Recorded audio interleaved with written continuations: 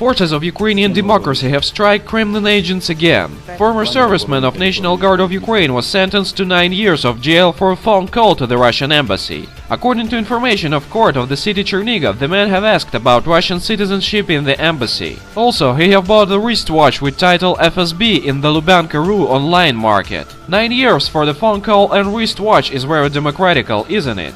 Same time, Chief Military Prosecutor of Ukraine Anatoly Matias have reported that 72 frontier guards will jail too. The reason is support of separatists. Ukrainian law is hard and merciless.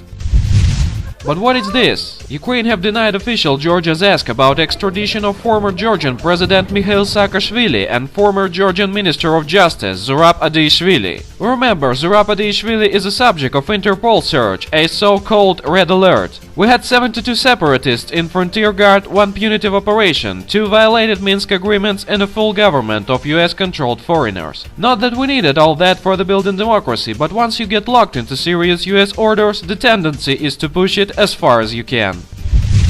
Ukraine's Security Council has agreed to call on the UN and EU to deploy a peacekeeping mission in the war-torn eastern part of the country. We hope that Verkhovna Rada will also support this decision regarding an appeal to the UN and the EU on the deployment of a peacekeeping contingent in Ukraine, said Alexander Turchinov, Secretary of the National Security and Defense Council of Ukraine. Turchinov believes peacekeepers should be stationed not only at the demarcation line, but also along the uncontrolled part of the Russian-Ukrainian border, which is now controlled by the People's Republics. The fact that the idea to deploy international peacekeepers in Ukraine violates new Minsk agreements don't worry Kiev government. The Minsk agreements have just been reached. In line with these agreements, the Donetsk and Lugansk republics can set up their own militias, and the Organization for Security and Cooperation in Europe is tasked to monitor the zone of disengagement. Russia's permanent representative at the United Nations, Vitaly Churkin, said in accordance with Kiev's move. Kiev's plans give grounds to doubt its commitment to the Minsk agreements, added he.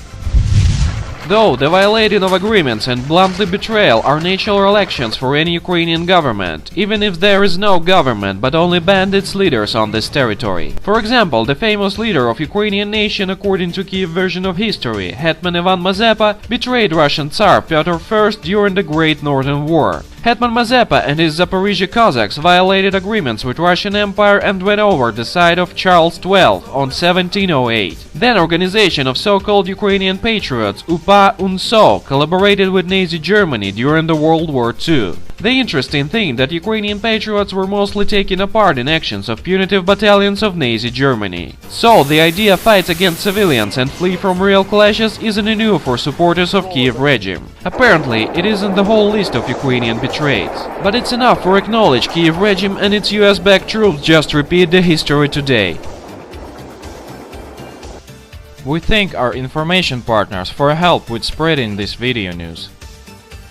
Subscribe to our channel to receive up-to-date information on the situation in Ukraine and current geopolitical events in Europe.